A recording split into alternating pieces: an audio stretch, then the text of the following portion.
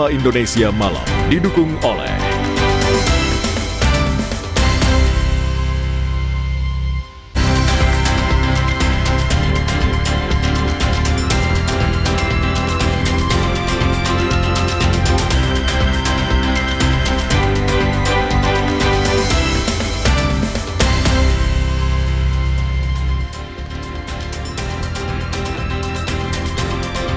Selamat malam, Saudara. Wacana masuknya bahasa Portugis ke dalam kurikulum nasional oleh pemerintah dinilai merupakan langkah penting untuk memperluas kerjasama internasional.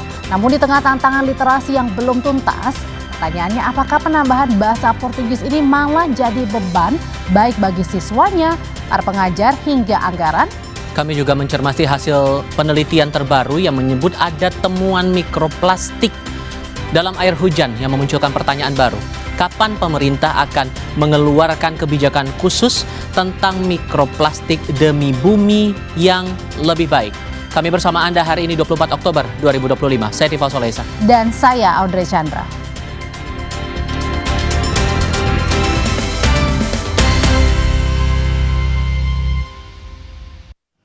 Berita pertama untuk kali ini, Saudara, sebanyak 69 dari 80 tempat pemakaman umum di Jakarta sudah penuh.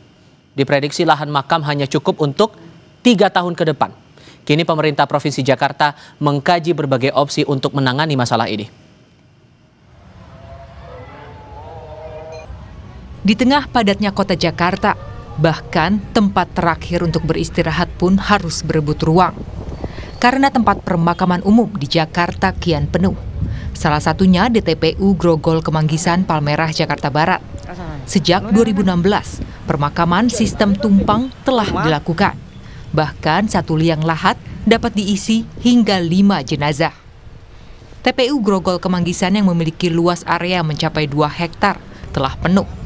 Perluasan makam telah dilakukan dengan menggunakan area gundukan yang biasa digunakan untuk pembuangan sampah.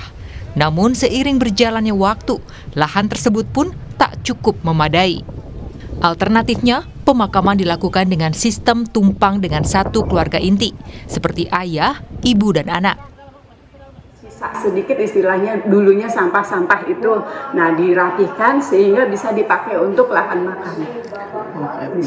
Jadi saat ini memang sudah habis. Yang tadinya gundukan sampah itu tahun ini nih yang gundukan sampah itu dirapihkan, dijadikan lahan makam baru dan saat ini sudah habis juga. Jadi hanya tersedianya yang hanya tumpang aja Bu ya, tidak ada yang baru ya. Pemerintah Provinsi Jakarta pun mengkaji berbagai opsi penambahan lahan, mulai dari memperluas area makam yang sudah ada hingga membangun tempat pemakaman baru di luar wilayah Jakarta. Namun, pencarian lahan TPU baru masih dilakukan Dinas Pertamanan dan Pemakaman DKI. TPU di Jakarta itu kurang lebih ada 80 lebih. Dan memang sekarang ini hampir 60 lebih yang sudah penuh. Kemudian bisa diadakan adalah secara, mohon maaf, ditumpangkan di atasnya. Dan tentunya ini menjadi problem persoalan yang harus ditangani oleh pemerintah DKI Jakarta. Sekarang ini sedang dilakukan oleh Dinas Pertamanan dan juga Pemakaman. Mudah-mudahan dalam waktu dekat akan ada. Dari 80 TPU yang tersebar di 5 wilayah, hanya 11 TPU yang masih melayani pemakaman baru. Sementara 69 TPU lainnya penuh dan hanya melayani pemakaman dengan sistem tumpang. Tim Liputan, Kompas TV. Kita beralih ke kasus hukum. Lisa Mariana diperiksa Barreskrim Polri usai ditetapkan sebagai tersangka dugaan pencemaran nama baik mantan Gubernur Jawa Barat Ridwan Kamil. Siang ini Lisa Mariana dimintai keterangan oleh penyidik sebagai tersangka setelah kasus dinaikkan ke tahap penyidikan. Pengacara Lisa bilang kliennya akan bersikap kooperatif dalam kasus ini. Tak berbicara banyak, Lisa hanya meminta doa yang terbaik dari masyarakat.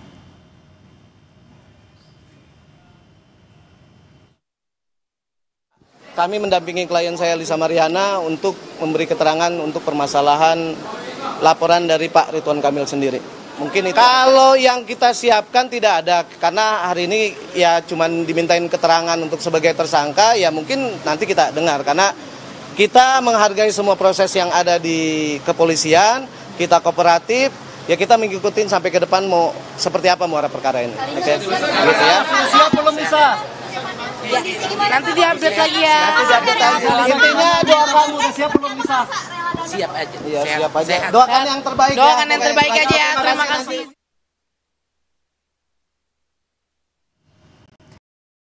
Perseteruan Lisa Mariana dan Ridwan Kamil bermula pada akhir Maret lalu. Lisa klaim jika RK adalah ayah kandung dari anaknya. Tak terima atas klaim yang dilayangkan, RK membantah dan melaporkan Lisa Mariana atas pencemaran nama baik ke Bareskrim Polri. Lisa dilaporkan dengan Undang-Undang ITE pada April 2025. Penyidik pun sempat menggelar mediasi antara Ridwan Kamil dan Lisa Mariana, namun upaya perdamaian dinyatakan deadlock atau tidak ditemukan kesepakatan. Selamat pagi.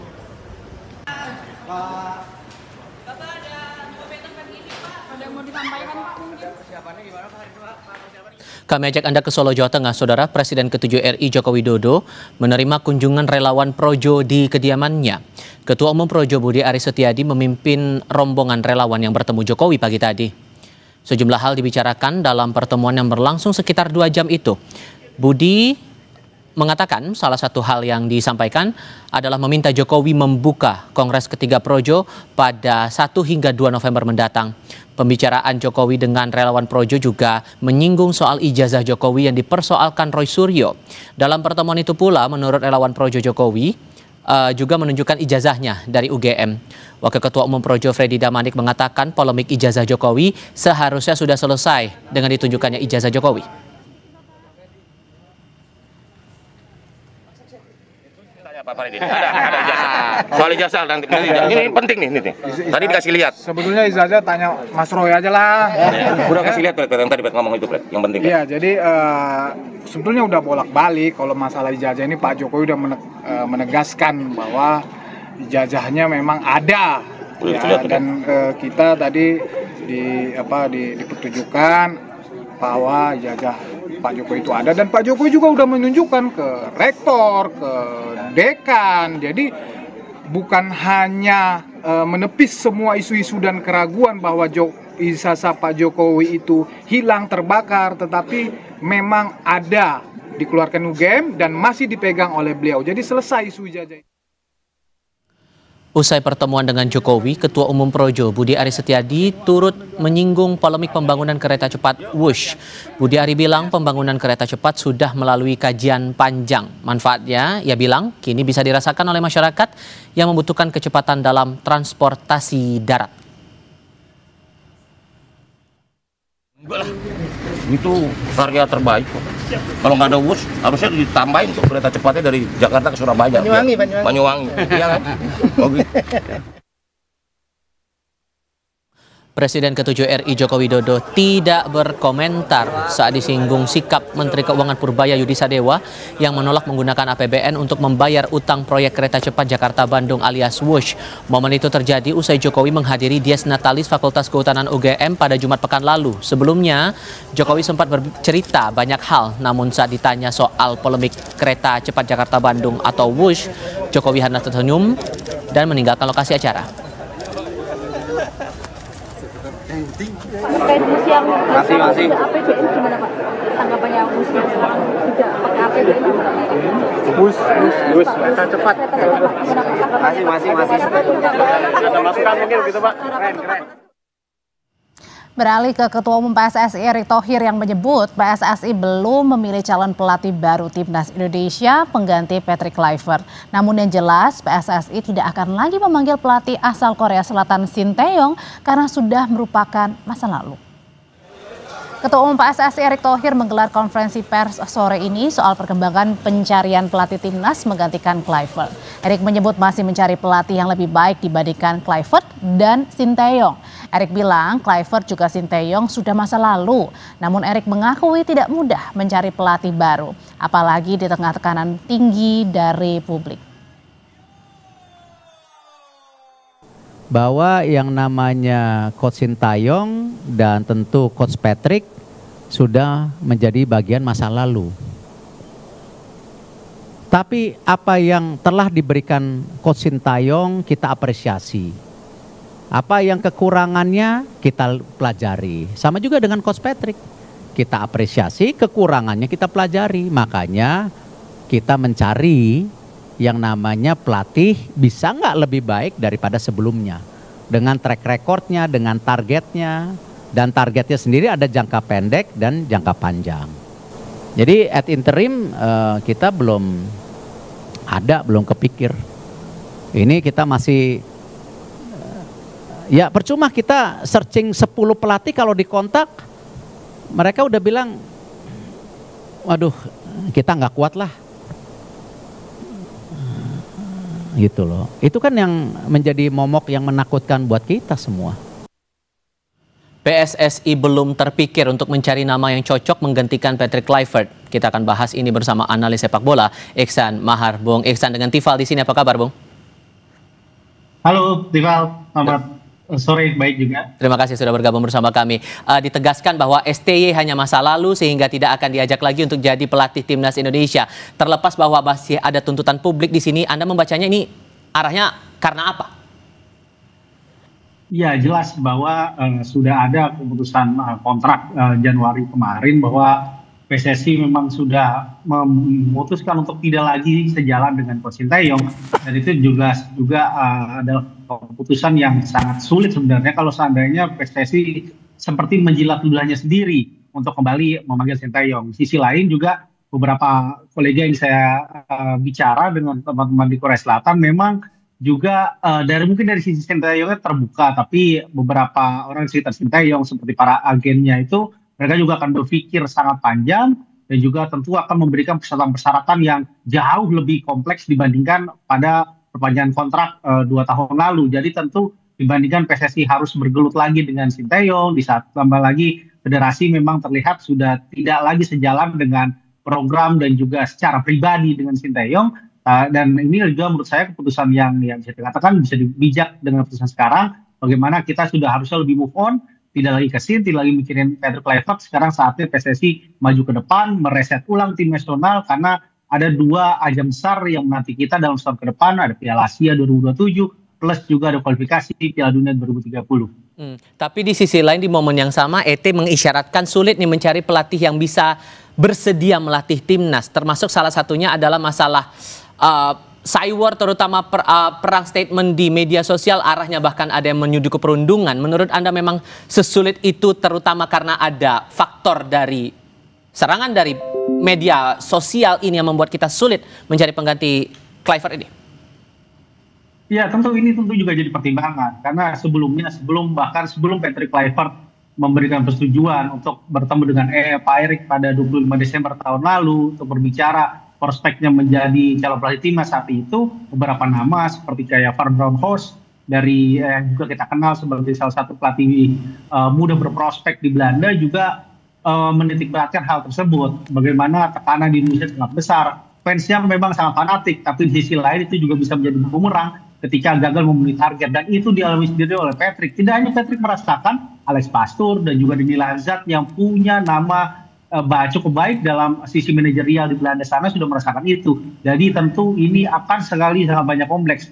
Jadi tidak heran jika nanti Pak Erik bersama Alex Zwier sebagai direktur teknik mencoba mengontak pelatih-pelatih dari Eropa. Tentu mereka akan berkonsultasi, bertanya-tanya kepada Patrick Kluivert bagaimana kondisi di Indonesia, bagaimana juga kesan yang mereka dapatkan selama 10 bulan di Indonesia. Itu tentu jadi penilaian dan itu yang harus bisa dipastikan oleh PSSI, terutama Pak Erik dan Alex Zwier untuk merayu pelatih-pelatih baru seandainya memang mencari pelatih dari Eropa. Tapi dengan masa sekitar 3 minggu lagi kita menghadapi FIFA Matchday, realistis nggak kita bisa mendapatkan pelatih baru 3 minggu? Atau jangan-jangan kita ya kalau mau realistis ya lepasin aja FIFA Matchday itu? Ya, idealnya memang seperti yang pekan lalu saya sebutkan bahwa FIFA Matchday November ini sudah tidak lagi bisa dikejar oleh timnas senior. Saatnya di sini diupayakan bagaimana tim U23 asuhan Coach Indra Safri untuk bersiap menghadapi SEA Games bulan depan. Jadi meskipun nanti namanya tim senior ataupun tim U23 tetap yang paling realistis U23 untuk bermain di November nanti. Yang harus paling ideal untuk timnas senior jelas penunjukannya adalah di bulan Januari nanti, seperti Coach Patrick alami di tahun lalu. Kenapa di bulan Januari? Karena melihat sekarang masih ada waktu kurang lebih 2 bulan untuk mencari, terutama sekarang kita punya Alex Wiers yang punya track record sangat baik untuk mencari pelatih yang pernah dialami bersama Jordan pada 2019-2025 awal. Dan itu sudah ditunjukkan oleh Alex Wiers. Tadi juga Alex Wiers juga bilang bahwa banyak hal yang dipertimbangkan. Dia mengesampingkan dulu asal negara calon-calon ini, dia melihat dulu sisi teknis, dia lihat dulu sisi strategis, sampai dia lihat dulu bagaimana cakapan para calon-calon ini untuk melihat prospek strategi jangka menengah dan jangka panjang PSSI ke depan. Jadi ini yang harus kita empatkan pemahaman pengalaman Alex Wiers untuk memilih pelatih ketika dulu di Jordan, dan waktu 2-3 bulan ini sangat efektif. Setidaknya Januari kita paling ideal untuk punya pelatih baru, karena setelah itu persiapan untuk menghadapi Maret dan hingga setahun ke depan untuk persiapan menjelang Piala Asia. Dari sekian banyak nama itu, singkat saja yang potensinya cukup kuat menggantikan Kluivert menurut Anda siapa? Ini yang cukup sulit. Tapi kalau melihat tadi konferensi pers yang terutama dari statementnya Alex Wiers, ada beberapa nama yang bisa jadi pertimbangan. Seperti kita tahu ada Jesus Casas dari Irak, dan juga ada, saya melihat ada Felix Sanchez juga dari Spanyol yang pernah melatih timnas Qatar. Begitupun juga ada beberapa pelatih berprospek dari Jepang seperti Go Oiwa. Jelas kalau melihat dari track record Wiers sebelumnya, dia melihat bahwa akan mencari pelatih yang benar-benar sesuai dengan tim yang akan ditangani nantinya. Baik, Bung Ihsan, terima kasih banyak sudah berdiskusi bersama kami. Selamat malam, Bung. Malam. Setelah ini kami hadirkan informasi dari Menteri Keuangan Purbaya Yudi Sadewa yang belak-belakan mengungkap ratusan triliun rupiah dana daerah belum terserap. Tapi hal itu dibantah sejumlah pemerintah daerah atau kepala daerah. Ulasannya akan hadir di Sapa Indonesia Malam.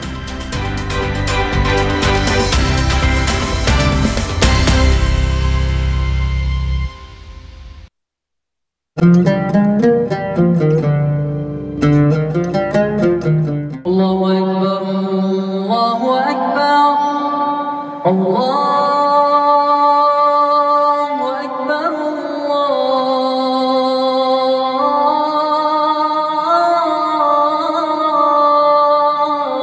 Allahu Akbar. Asyhadu an la ilaha illallah.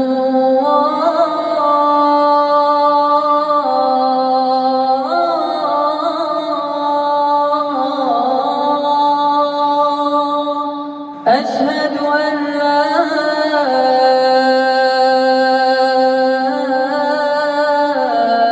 إله إلا الله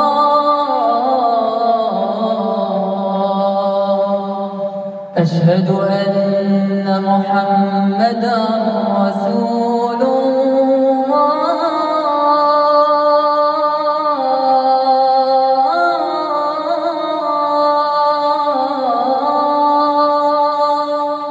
أشهد أن محمدا رسول الله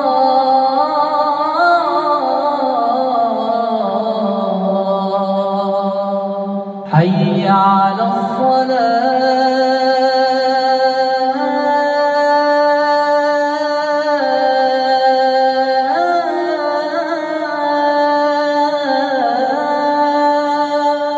حي على الصلاة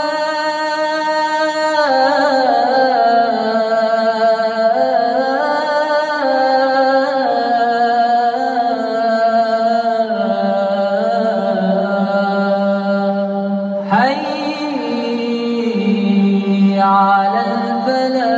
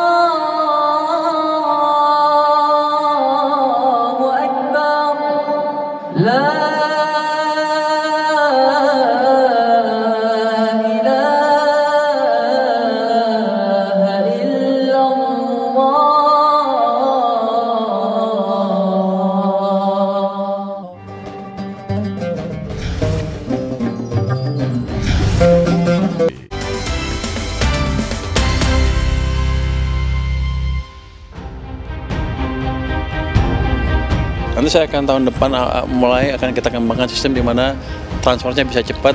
Tanggal 1-2 Januari udah keluar lah, kirim ke Pemda, sehingga Pemda nggak usah numpuk uang lagi.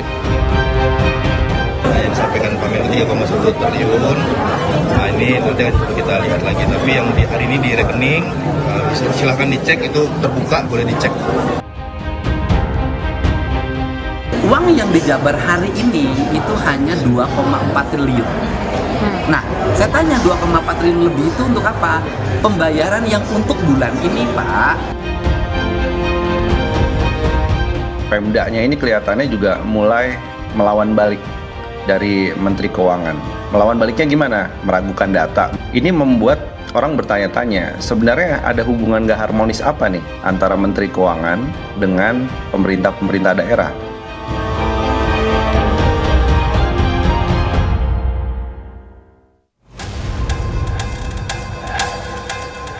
Menteri Keuangan Purbaya Yudi Sadewa blak-blakan mengungkap dana pemerintah daerah senilai 234 triliun rupiah masih belum terserap.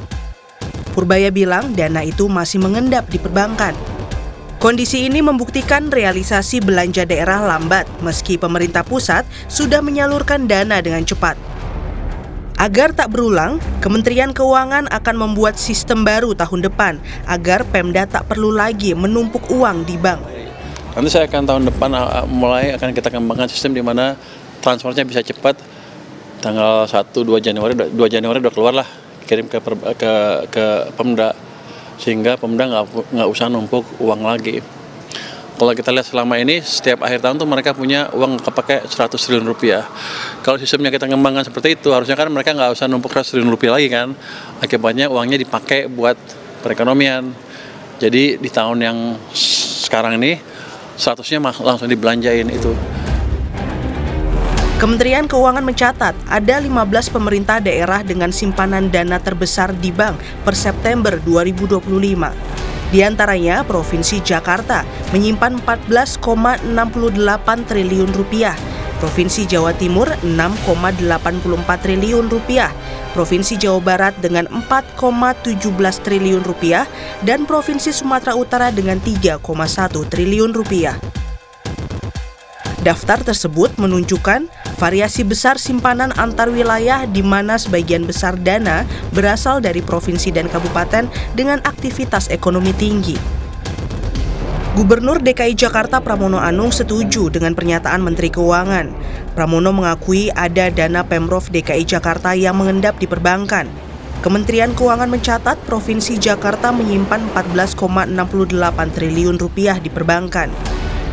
Pramono memastikan dana tersebut akan digunakan maksimal untuk pembangunan Jakarta. Pertama berkaitan dengan uang daerah yang mengendap di bank-bank, termasuk di Bank Jakarta. Saya sudah meminta, saya setuju apa yang disampaikan oleh Pak Purbaya, termasuk mudah-mudahan DKI Jakarta segera mendapatkan transfer dari pemerintah pusat untuk Bank Jakarta, seperti pembicaraan terakhir yang rencananya 10 triliun, pasti uang itu akan kami gunakan untuk membangun Jakarta secara baik. Sehingga dengan demikian uang-uang yang idle, kalau untuk di Jakarta pasti akan termanfaatkan, apalagi setelah adanya pemotongan DBH, maka Jakarta membutuhkan ruang fiskal yang lebih untuk bisa membangun Jakarta. Meski demikian, sejumlah pemerintah daerah membantah data Kementerian Keuangan tersebut. Gubernur Sumatera Utara Bobi Nasution bilang saldo rekening kas umum daerah Pemprov Sumut tak sampai 3,1 triliun rupiah seperti yang disebut Menkeu Purbaya.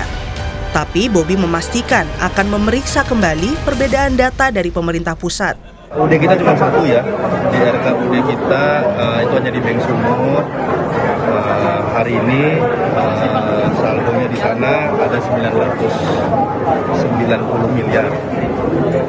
Nanti coba apakah kami salah input ataukah seperti apa yang disampaikan Pak Menko 3,1 triliun.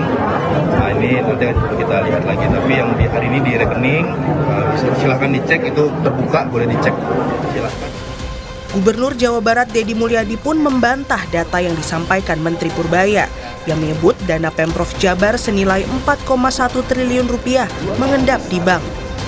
Deddy Mulyadi menegaskan angka sebenarnya hanya 2,4 triliun rupiah.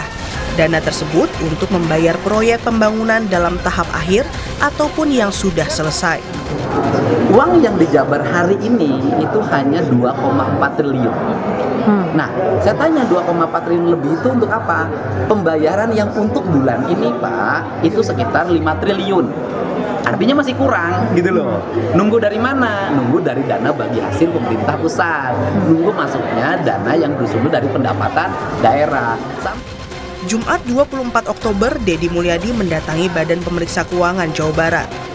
Tujuannya, Deddy Mulyadi meminta BPK mengumumkan hasil audit pengelolaan keuangan di Provinsi Jawa Barat kepada publik.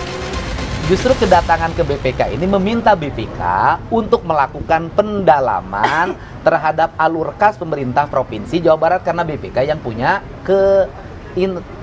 kewenangan untuk melakukan pemeriksaan. Jadi yang menilai apakah ada anggaran yang diendapkan di Provinsi Jawa Barat, yang harus menyatakannya adalah BPK, karena dia punya kewenangan melakukan audit. Merespons bantahan pemerintah daerah, Menteri Keuangan Purbaya meminta kepala daerah memeriksa kembali dana di perbankan. Purbaya berpendapat data Kementerian Keuangan dari Bank Indonesia tersebut seharusnya sudah tepat. Itu dana dari BI, itu dicek sama BI, harusnya betul seperti itu. Mereka harus cek lagi seperti apa dana di perbankannya mereka. Kalau dilihat datanya berbeda berarti yang didapatkan oleh pihak gubernur sama yang BI. Itu kan dari data dari Bank Sentral, itu laporan dari bank yang dilaporkan setiap saat ke Bank Sentral. Harusnya itu yang betul. Kepala Departemen Komunikasi Bank Indonesia, Ramdan Denny Prakoso bilang, BI memperoleh data posisi simpanan perbankan dari laporan bulanan yang disampaikan oleh seluruh kantor bank. Data posisi simpanan perbankan tersebut secara agregat dipublikasikan dalam Statistik Ekonomi dan Keuangan Indonesia. Tim riset Kompas TV membandingkan data dari BI dan Kemendagri. Data BI menunjukkan uang Pemda yang mengendap di perbankan mencapai 233,97 triliun rupiah per 30 September. Sementara data Ditjen Bina Keuangan Daerah Kemendagri menunjukkan dana Pemda di rekening kas daerah mencapai 215 triliun rupiah hingga 17 Oktober 2025. Sehingga ada selisih uang 18 triliun rupiah antara data BI dan Kemendagri. Direktur Eksekutif Center of Economic and Law Studies Selios, Bima Yudhistira melihat sejumlah pemerintah daerah mulai bersuara terhadap tudingan pemerintah pusat terkait dana mengendap di perbankan. Bima menilai kebijakan efisiensi anggaran pemerintah pusat yang terus berubah menjadi salah satu akar masalah. Dana transfer ke daerah belum terserap maksimal. Jadi efisiensinya itu menyebabkan adanya perubahan dari sisi pos-pos belanja yang membuat Pemda juga mikir, ini selain perubahan administratif, tahun depan ini dana transfer daerah itu akan dipotong lagi. Dan potongnya nggak nanggung-nanggung, itu 20%. Jadi banyak pemerintah daerah, opsinya apa? Ya mencadangkan dengan lebih besar pada tahun 2025. Kemudian untuk dipakai untuk belanja 2026, menjaga-jaga kalau terjadi efisiensi. Yang dikorbankan adalah Pemda, tapi uangnya untuk belanja pemerintah pusat, MBG, Kopdes, sekolah rakyat, dan lain-lain. Nah disinilah yang membuat kemudian kok nggak adil antara narasi besar soal efisiensi anggaran, kami yang dikorbankan, Pemda yang dikorbankan. Tapi pemerintah pusat menggunakan dana itu, dan buktinya apa? Buktinya juga program yang ditarik ke pusat belum tentu semua bermanfaat untuk daerah. Ketua Komisi 2 DPR fraksi Partai Nasdem Muhammad Rifki Nizami Karsayuda menilai perbaikan kebijakan diperlukan jika polemik dana transfer daerah mengendap terjadi bertahun-tahun. Ia meminta pemerintah pusat pun mampu menjelaskan jika masih ada temuan transfer daerah disalurkan tak sesuai jadwal. Kalau memang menjadi gejala bertahun-tahun lamanya, berarti harus ada koreksi pada level kebijakan yang lebih substantif dan pada level hulu dari kebijakan. Kalau kita menyalahkan pemerintah daerah, itu jangan-jangan kita menyalahkan hilir dari kebijakan atau implementasi dari kebijakan, maka tentu tidak fair. Kerap kali belanja sudah disusun sedemikian rupa, termasuk transfer kepada daerah, tetapi pendapatannya masih lambat. Itu pula yang harus dijelaskan oleh pemerintah pusat, bahwa kenapa transfer keuangan pusat ke daerah kerap kali tidak sesuai dengan jadwal yang sudah ditentukan.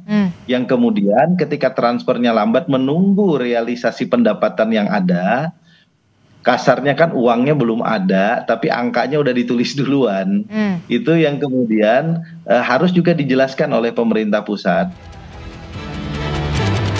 Dana daerah yang belum terserap serta perbedaan data yang mengendap antara pemerintah daerah dan pusat harus diselesaikan cepat. Pusat dan daerah harus memperbaiki komunikasi dan harmonisasi kebijakan. Jika tidak, polemik ini akan menghambat perputaran ekonomi di daerah. Tim Liputan Kompas TV. Saudara, Presiden Prabowo Subianto berencana memasukkan bahasa Portugis menjadi salah satu bahasa prioritas dalam pendidikan di Indonesia. Apakah ini diperlukan atau malah menambah beban? Ulasannya akan hadir di Sapa Indonesia Malam.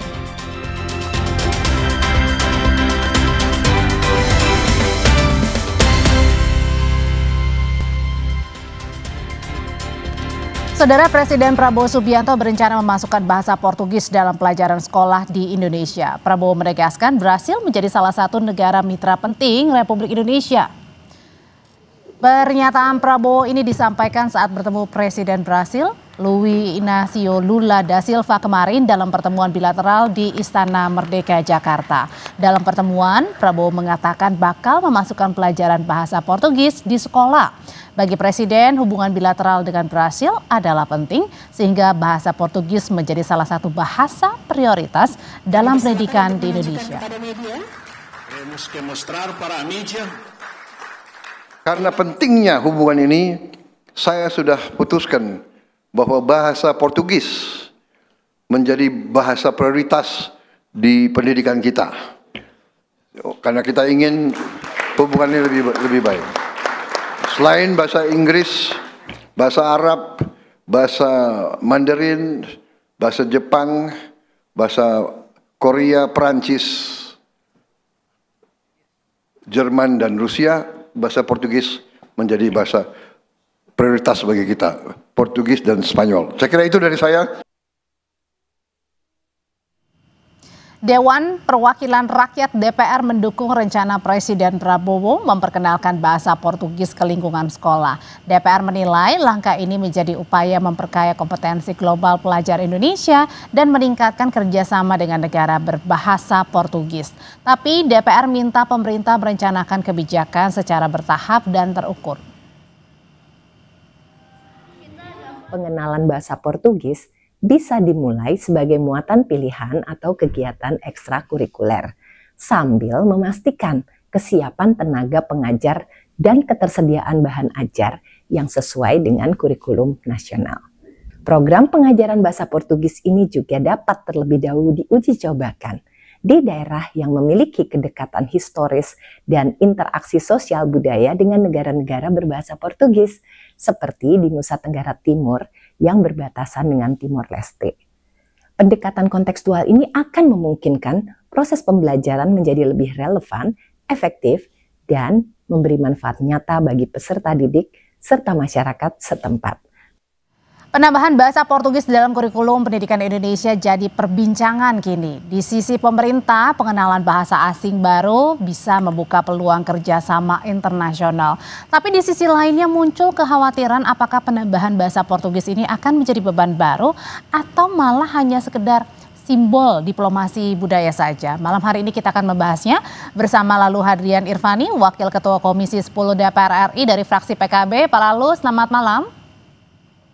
Selamat malam Mbak Audrey. Dan hadir juga bersama saya ada Ubaid Matraji, Koordinator Nasional Jaringan Pemantau Pendidikan Indonesia. Mas Ubaid, selamat malam. Selamat malam. Saya mau tahu dulu nih ke Pak Lalu pandangannya, ini memasukkan kurikulum bahasa Portugis ke sekolah, ini memang ada urgensinya sangat-sangat diperlukan atau justru sebaliknya menambah beban nih bagi para guru dan pelajar, Pak Lalu? Ya, Mbak Audrey, jadi kami melihat bahwa Presiden memiliki itikat baik karena dari hasil pertemuan beliau dengan Presiden Brazil kemarin ada masa depan yang cerah terkait hubungan kedua negara, yaitu Brazil dan Indonesia. Di samping hubungan diplomasi, kemudian hubungan ekonomi, kebudayaan, kerjasama di bidang-bidang tersebut, maka perlu dipersiapkan generasi unggul, perlu dipersiapkan generasi yang akan meneruskan jalinan kerjasama ini untuk 5, 10, 15, bahkan 20 tahun ke depan. Sehingga Presiden memandang perlu anak-anak Indonesia menguasai bahasa Portugis. Nah, itulah sebabnya kemungkinan Presiden menyampaikan hal tersebut. Nah, karena Presiden menyampaikan hal tersebut, maka tentu Mendikdasmen dan Mendiktisaintek harus segera bisa menerjemahkan persiapan-persiapan serta formula yang akan dilakukan, apakah masuk ke dalam kurikulum, apakah masuk ke dalam mata pelajaran resmi, apakah masuk ke dalam ekstrakurikuler. Nah, ini yang harus dipersiapkan betul. Nah, ini kami di DPR yang menyambut baik saja, asalkan ini dipersiapkan dengan matang. Seperti itu, Mbak. Oke, tapi salah satu hal yang pasti menjadi persiapan dengan sangat-sangat matang adalah gurunya, pengajarnya bahasa Portugis. Ini kan kalau bahasa Inggris, bahasa Mandarin, semua mungkin banyak ya kini ada pengajarnya. Nah, pertanyaannya kalau pengajar bahasa Portugis, Pak Lalu? Iya, saya setuju yang disampaikan Mbak Audrey bahwa tantangannya adalah kemudian kita harus mempersiapkan SDM, yaitu guru-guru yang hari ini menguasai bahasa Portugis. Nah, kita ketahui bahwa selama ini memang tidak pernah sama sekali diajarkan bahasa Portugis ini. Yang kerap kita dengar ya bahasa Inggris, bahasa Mandarin, bahasa Jepang, bahkan bahasa Arab. Nah, ini gebrakan baru sebenarnya dan menjadi tantangan tersendiri bagi Kementerian Pendidikan Dasar dan Menengah, Kementerian Pendidikan Tinggi, Sains dan Teknologi untuk mempersiapkan SDM, termasuk Kemenpan RB dan BKN. Kalau misalnya kebijakan ini dilaksanakan, ya tentu harus ada rekrutmen guru dan sebagainya, dan tentunya harus mempersiapkan formasi tersebut.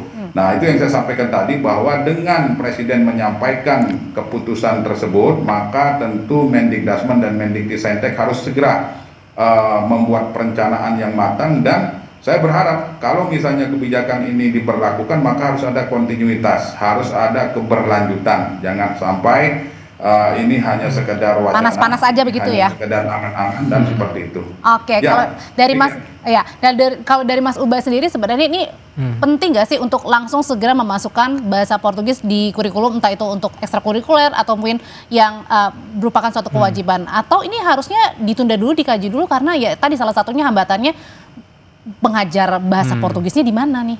Iya, jadi yang pertama, Presiden jangan tergesa-gesa gitu ya. Jadi kalau misalnya terburu-buru langsung harus dilaksanakan, pasti berantakan.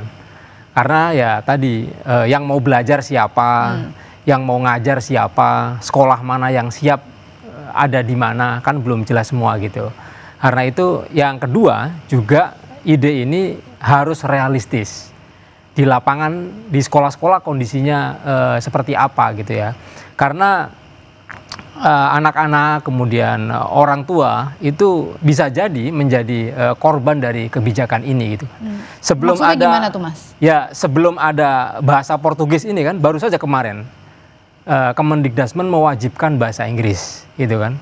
Sebelumnya Wapres ingin memasukkan coding dan AI gitu. Jadi kalau semuanya ini dimasukkan dalam kurikulum, tentu bagi pelajar ini sangat membebani gitu kan. Karena semua harus dipelajari. Bagaimana pelajar bisa menguasai kompetensi-kompetensi itu? Artinya terlalu gitu, banyak gitu ya. Begitu. Tapi bukannya ketika misalnya bahasa Inggris mungkin coding atau mungkin niatnya baik ya, termasuk juga dengan memasukkan bahasa Portugis. Tapi apakah memang dinilainya memang terlalu banyak, takutnya beban ke guru dan siswanya terlalu banyak, atau memang perlu tapi pelan-pelan? Lah ya kan harus ada pemetaan dulu. Apakah ketika diwajibkan itu wajib bagi mahasiswa di jenjang pendidikan tinggi buka jurusan bahasa Portugis saja gitu, atau dari TK sampai perguruan tinggi itu wajib bahasa Portugis gitu kan? Karena itu kan harus dipilah-pilah dulu. Ini siapa sebenarnya yang harus menguasai ini, yang punya ketertarikan ini, lalu pangsa pasarnya di mana kan harus jelas. Ketika itu tidak jelas maka seperti saat ini, contoh misalnya sebelum kita ke bahasa asing tadi disebutkan oleh Presiden juga ada Mandarin, bahasa Jerman dan seterusnya itu. Terakhir ya kita pernah melaksanakan ujian nasional, itu mata pelajaran yang paling buruk ya di pelajar kita adalah bahasa Indonesia. Gitu. Artinya kalau pelajaran bahasa Indonesia saja kita masih sangat tertatih-tatih, bagaimana mungkin dipaksakan untuk belajar bahasa asing? Termasuk juga dengan pelajaran bahasa daerah juga ya? Iya. Oke. Iya. Nah, tapi kita ulas satu-satu kalau gitu. Pak Lalu tadi yang ditanyain Mas Ubaid adalah bagaimana nih? Ini belum jelas nih. Ini yang wajibnya mulai dari sekolah dasar kah, tingkat SMP kah, atau mahasiswa kah? Apakah ini juga betul. jadi harus yang diperjelas juga? Iya, jadi kami di Komisi 10 juga kan belum mendapat informasi yang detail terkait dengan yang disampaikan oleh Pak Presiden. Pak Presiden beliau menyampaikan kemarin setelah bertemu dengan Presiden Brazil, tetapi pada prinsipnya tujuannya sangat bagus. Nah, cuman ya itu tadi kita harus persiapkan betul dengan matang.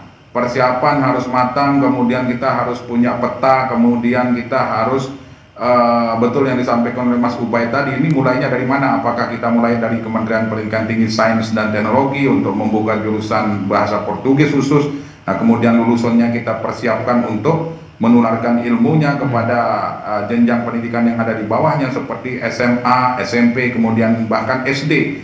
Nah ini yang perlu pemikiran yang matang, sehingga kemungkinan pasca reses nanti kami akan mengundang rapat kerja Menteri Pendidikan Dasar dan Menengah bersama Mendikti-Saintek, salah satunya adalah untuk membahas tentang rencana Presiden untuk memasukkan bahasa Portugis ini ke dalam kurikulum kita.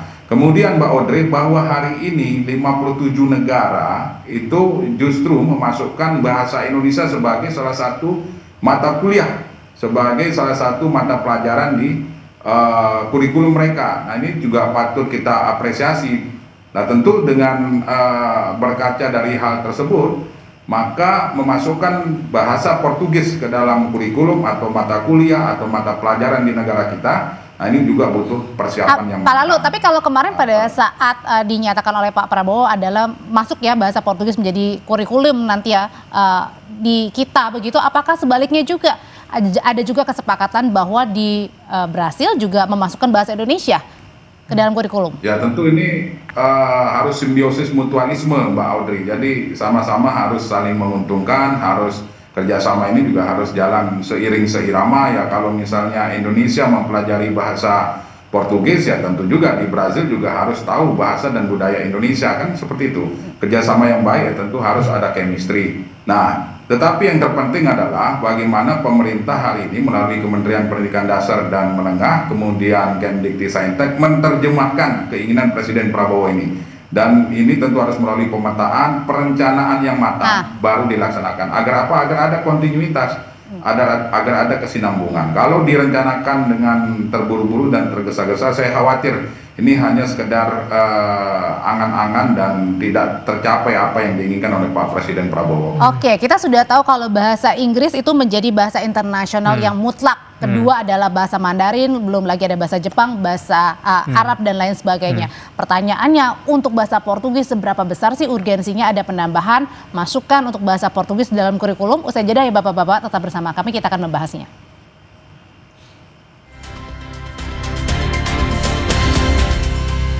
Bakal ditindaklanjuti oleh kementerian terkait. Menlu bilang pelajaran bahasa Portugis yang bakal masuk kurikulum pendidikan adalah bagian dari relasi baik antara Indonesia dan Portugis.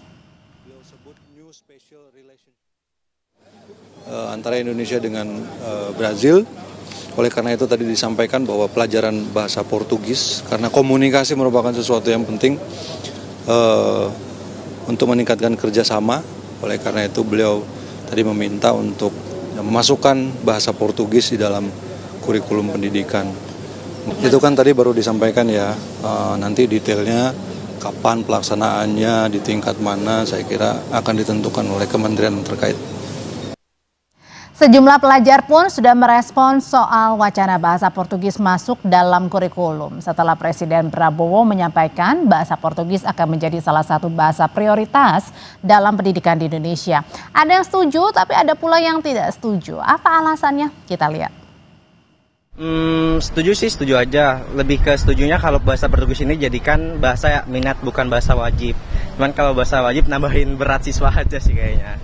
Terus ada pelajaran baru gitu, bahasa Portugis. Tapi kalau mau setuju ada bahasa Portugis, gurunya juga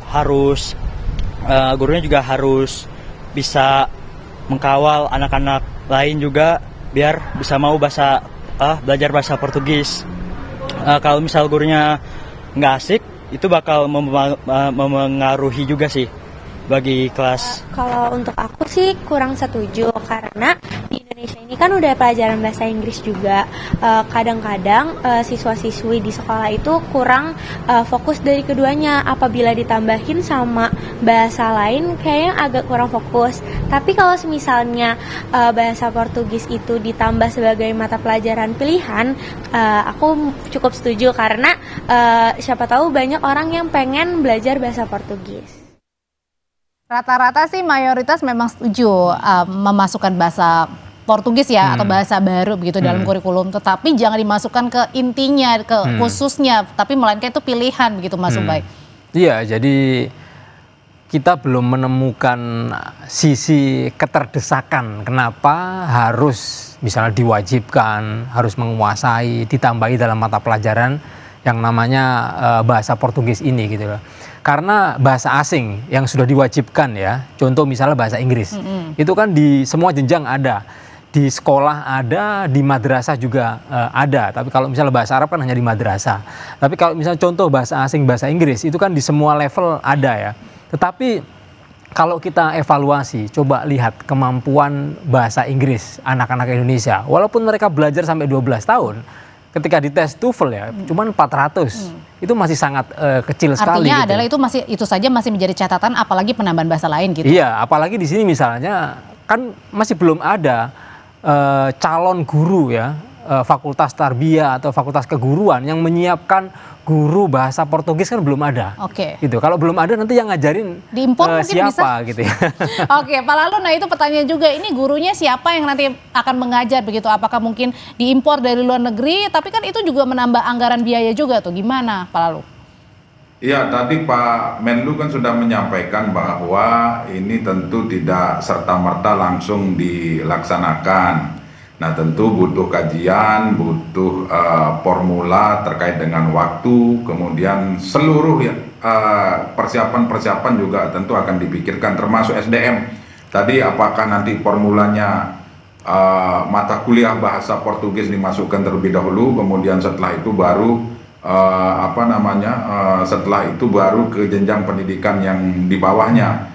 Apakah nanti juga ini masuk ke dalam ekstrakurikuler, kemudian apakah nanti formula dengan apakah mengimpor dan sebagainya, kita kan belum tahu. Oleh sebab itu, karena ini baru diwacanakan oleh Presiden Prabowo Subianto, maka ya kami sebagai mitra dari Kementerian Pendidikan Dasar dan Menengah dan Kementerian Pendidikan Tinggi, Sains dan Teknologi tentu dalam beberapa waktu ke depan akan memanggil atau mengundang kedua menteri ini untuk menyampaikan kepada kami sebenarnya arahan presiden seperti apa, kemudian perencanaan yang akan disiapkan oleh dua kementerian ini seperti apa. Nah, betul yang disampaikan oleh Mas Ubay tadi bahwa hari ini saja bahasa Inggris merupakan salah satu mata pelajaran wajib yang ada dari semua tingkatan, dan kurikulum kita juga sudah sangat padat sekali. Jangan sampai nanti justru akibatnya kalau terburu-buru atau tergesa-gesa justru akan mengakibatkan penumpukan mata pelajaran di kurikulum tertentu yang akibatnya juga berdampak kepada siswa-siswi kita. Akibatnya siswa-siswi juga jadi tambah stres begitu ya, Pak Lalu ya, jangan sampai seperti itu juga ya. Begitu. Ya. Oke, berarti artinya Mas Ubay ini adalah oh iya oke, kita tanggapi hal yang baik, suatu positif dari presiden begitu, tapi juga masih harus dikaji lagi, artinya tidak perlu terburu-buru, tergesa-gesa ya untuk menindak lanjuti dengan segera gitu. Iya, artinya ini kan kaitannya dengan kualitas pendidikan di Indonesia, karena itu menjadi penting dari beberapa catatan yang disampaikan Pak Lalu tadi itu, bahwa ini kita tidak hanya membicarakan soal bahasa Portugis, tapi bagaimana Presiden punya ide itu berdampak pada peningkatan kualitas pendidikan Indonesia. Jadi tidak kemudian hanya gara-gara bahasa Portugis lalu pengarus utamaan bahasa Portugis. Tiba-tiba Wapres pengen coding, kemudian pengen coding semua gitu. Jadi harus dipikirkan sebenarnya kebutuhan anak-anak Indonesia hari ini itu apa. Gitu. Tapi Mas Ubed, sebenarnya kita pengen tahu juga untuk memasukkan kurikulum baru, katakanlah tadi misalnya bahasa yang baru untuk memasukkannya. Ini penentuannya gimana? Kan masing-masing sekolah juga beda tuh ya. Ada yang memasukkan misalnya bahasa tertentu, ada juga yang tidak memilih. Ya, itu kan ada di peraturan Kementerian Pendidikan Dasar dan Menengah gitu ya. Nah, ketika itu dimasukkan dalam kurikulum, maka nanti akan ada ya peraturan Kementerian Pendidikan Dasar dan Menengah soal kurikulum bahasa Portugis ini. Apakah nanti dia diwajibkan atau tadi ada usulan misalnya ekstrakurikuler atau hanya pilihan dan seterusnya, itu nanti menjadi opsi yang bisa ditentukan di level pusat. Nah, ketika kebijakan ini sudah dikeluarkan oleh Kementerian Pendidikan Dasar dan Menengah, maka sekolah tinggal mengikuti. Kalau misalnya mengikuti artinya pilihan nih, mau atau tidak. Iya, kalau misalnya itu hanya ekstrakurikuler, maka nanti di bawah juga diterjemahkan ini hanya ekstrakurikuler. Boleh ada peminatan, boleh enggak gitu. Tapi kalau misalnya seperti bahasa Inggris itu kan diwajibkan, maka itu nggak ada pilihan lain, semua harus belajar. Harus belajar begitu ya. Oke.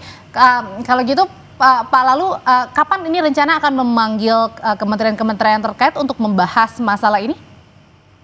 Ya, insya Allah awal November Mbak Audrey, kami akan mengundang Mendikdasmen dan Mendikdisayintek untuk membahas ini. Dan yang terpenting adalah hari ini juga sedang dilakukan kampanye berbahasa Indonesia yang baik dan benar, dengan tidak meninggalkan bahasa daerah sebagai suatu identitas bangsa. Nah, ini saja fokus dulu, kemudian setelah itu nanti kita akan menunggu formula yang akan disampaikan oleh dua menteri ini, Mendikdasmen dan Mendikdisayintek. Apakah beliau-beliau sudah menerjemahkan bagaimana keinginan dari Presiden Prabowo Subianto? Ya, kita tinggal tunggu, nanti pada saatnya kami akan pertanyakan detail dan moga-moga nanti di rapat kerja tersebut ada penjelasan resmi kemudian kita sampaikan kepada masyarakat. Terima kasih Pak Lalu, Mas Ubay, terima kasih. Terima kasih. Terima kasih Mbak Audrey. Terima kasih. Setelah ini kami hadirkan informasi dari Roy Suryo CS, saudara kembali mendapatkan salinan ijazah Jokowi. Dan kali ini Roy Suryo CS mendapatkannya dari Komisi Pemilihan Umum.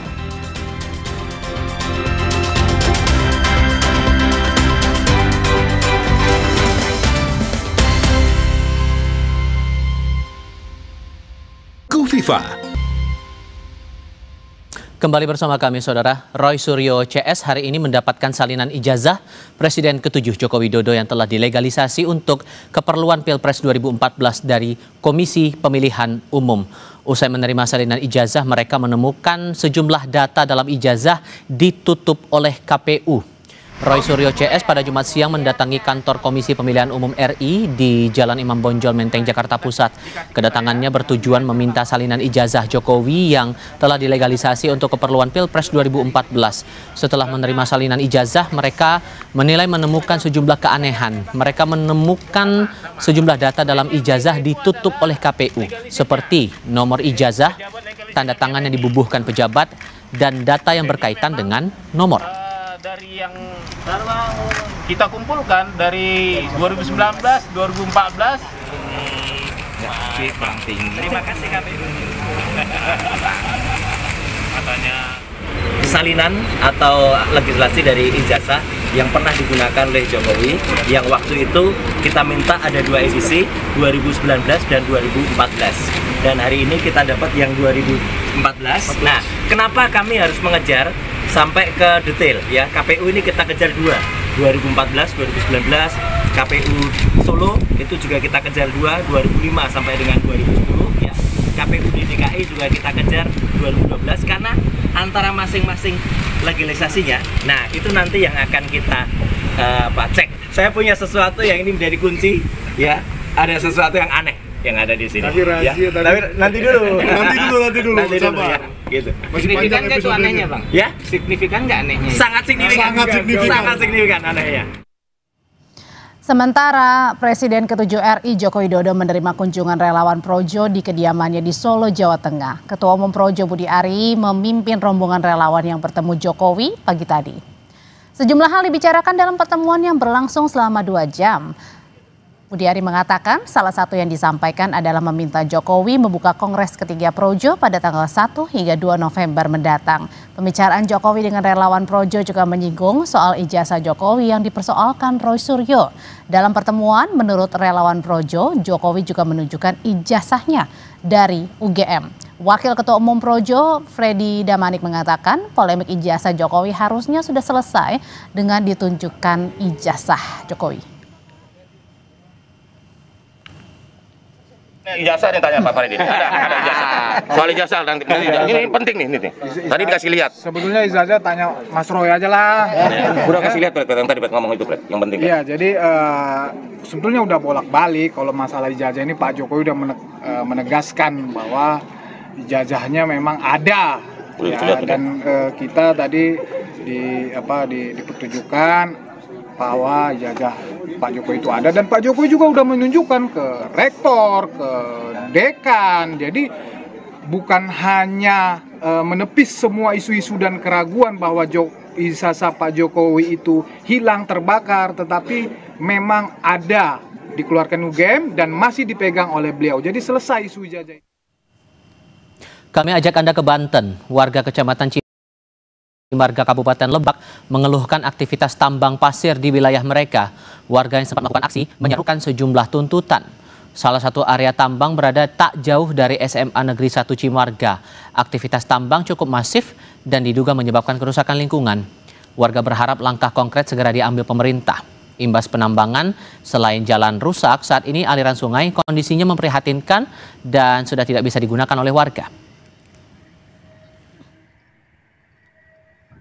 Yang dikeluhkan oleh masyarakat itu adalah jadi aktivitas tambang itu terutama di waktu musim hujan itu yang mengakibatkan jalanan itu menjadi becek, lalu kemudian licin yang mengakibatkan terjadi kecelakaan lalu lintas di pengguna jalan.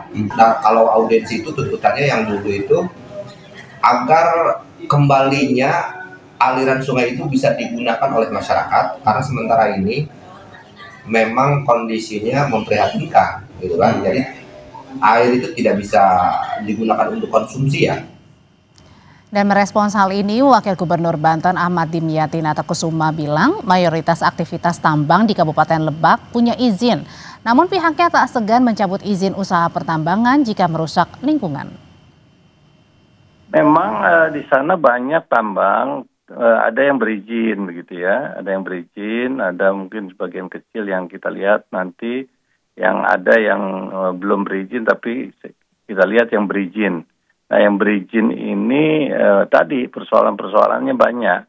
Nah, tidak misalnya setelah mengeruk tidak ada jaminan reklamasi atau pasca tambang itu. Nah, kami sedang membangun industri hijau. Ya. Industri hijau dalam arti adalah ramah lingkungan. Nah, ini yang kami sedang lakukan itu, dan banyak yang tidak mengindahkan. Nah, ini yang kami akan berikan sanksi. Akan kami, kalau nakal ya akan kami tutup gitu. Jadi kami nggak segan-segan lah. Apalagi kalau merusak lingkungan yang ada ya udah, walaupun berizin ya kita masalahkan dan kita cabut izinnya. Kami ajak Anda ke Jawa Tengah, Saudara. Banjir dengan tinggi sekitar 80 cm masih menggenangi Jalan Pantura Kaligawe Semarang. Imbasnya perjalanan truk muatan barang dan logistik terhambat. Setelah diguyur hujan selama 3 hari berturut-turut, banjir masih menggenangi Jalan Pantura Kaligawe Semarang. Banjir yang tak kunjung surut membuat mobilitas masyarakat terhambat. Selain itu, banyak truk muatan barang atau logistik terjebak macet. Di tengah tingginya banjir, estimasi waktu perjalanan dari Semarang menuju Demak yang biasanya ditempuh 1 jam menjadi 4 jam. Bahkan sejumlah sopir mengaku terjebak macet hingga 12 jam. Dari kemarin sudah jam 8. Baru jalan hari ini berarti? Aku mulai di Demak itu udah terjebak. Berapa jam tuh Pak nggak gerak? Dari jam 8 sampai ini jam 8 lagi. Wow, berarti tiap hari ya? 12 hari. Ada bantuan dari pemerintah Pak yang diberikan? Nggak ada. Air minum dan lain-lain? Ya Pak, kalau jalan banyak tapi orang jualan. Hati-hati Pak. Ya. Sejumlah pekerja di jalur Pantura Kaligawe sudah 3 hari harus menumpang truk mencapai tempat kerjanya imbas banjir di wilayah itu. Mereka menumpang di belakang kabin truk dalam kondisi yang tidak aman. Namun tak punya pilihan lain karena kendaraan pribadi seperti sepeda motor tidak bisa dipakai untuk melintasi jalur yang tergenang. Mereka berharap pemerintah setempat serius menangani banjir di jalur Kaligawe Semarang Demak. Jadi aksesnya itu kalau nggak ada terombang ya kita nggak bisa arah ke sana karena banjir semakin tinggi. Kurang lebih 3 hari ini Pak. Pasti sangat sedih sekali karena kayak kita untuk mencari rezeki juga kesulitan karena terdampak banjir ini. Jadi untuk pemerintah juga bisa melebarkan untuk pembuangan air agar bisa surut pembuangan air dari Kaligawe ini. 3 hari terendam banjir, warga Kaligawe mulai terserang penyakit gatal-gatal. Warga memanfaatkan pengobatan gratis di Puskesmas Gayam Sari dekat lokasi banjir Jalan Kaligawe, Semarang. Warga mengeluhkan penyakit gatal-gatal terutama di bagian kaki. Mengetahui Puskesmas Gayam Sari buka pemeriksaan gratis di lokasi banjir, warga langsung memanfaatkannya untuk memeriksa dan meminta obat gatal. Warga yang diperiksa kesehatan didiagnosa mengalami kutu air, sakit perut, pusing. Iyalah.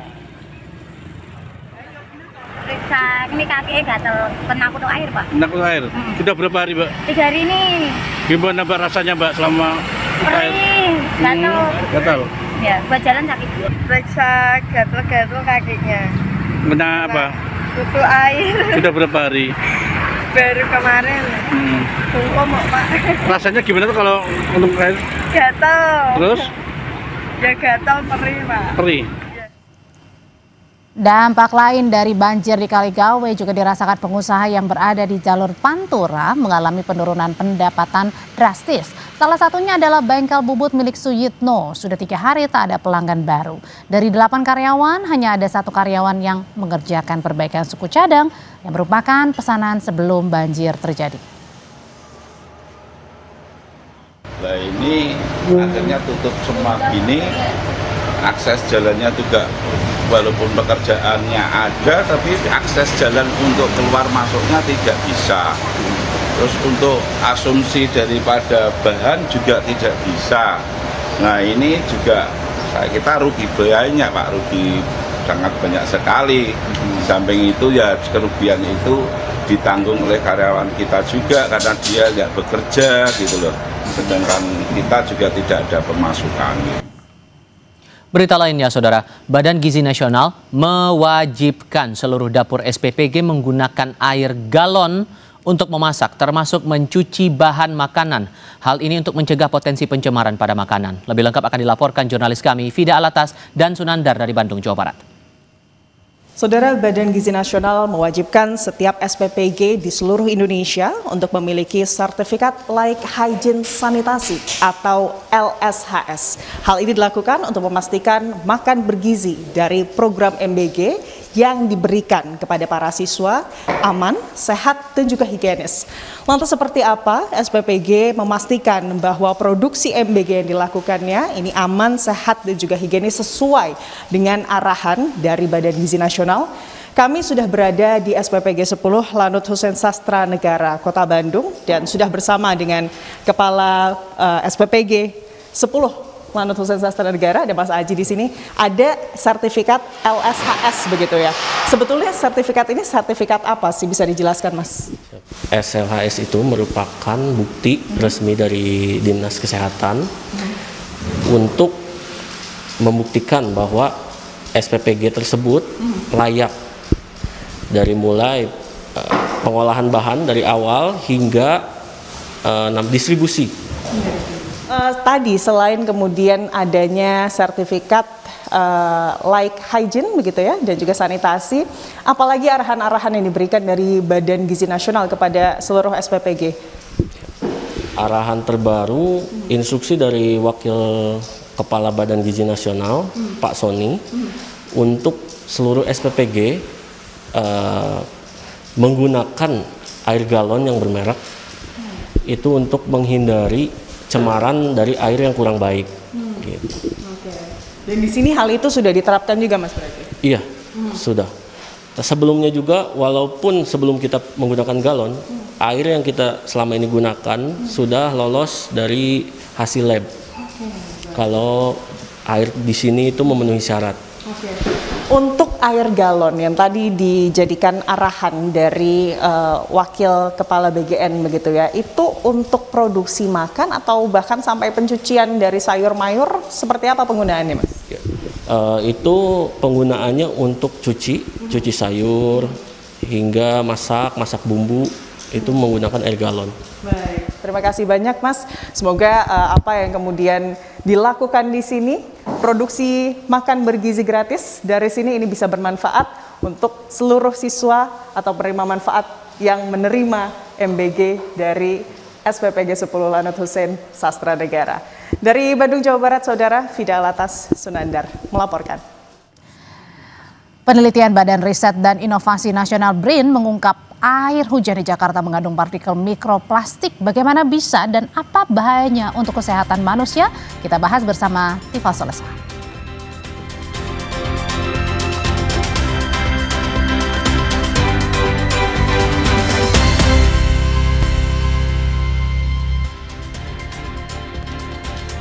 Kita lanjutkan Sapa Indonesia Malam dengan satu diskusi lainnya, Saudara. Pemprov Jakarta berencana membangun pengolahan sampah menjadi energi listrik. Hal ini sebagai upaya mengatasi fenomena kandungan mikroplastik pada air hujan. Pemprov Jakarta menyiapkan lahan seluas 3 hektar di Sunter sebagai tempat pengelolaan sampah jadi energi listrik. Diharapkan lahan seluas itu mampu mengolah sampah sebanyak 2.000 ton per hari sehingga mengurangi sampah yang tertimbun sebelum mencemari air hujan.